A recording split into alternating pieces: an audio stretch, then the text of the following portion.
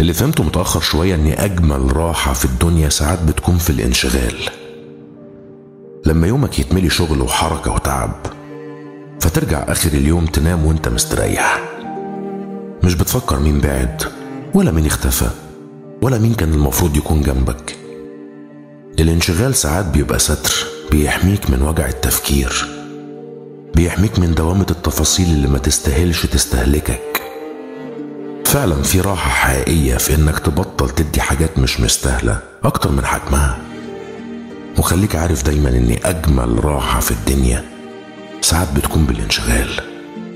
اشغل نفسك بنفسك، اهتم بشغلك، اهتم بحياتك، اسعى في انك تنجح. اوعى تضيع الحاجات دي كلها وتقعد تفكر في مين مشي ومين قعد. صدقني مش هتستفاد غير وجع الدماغ.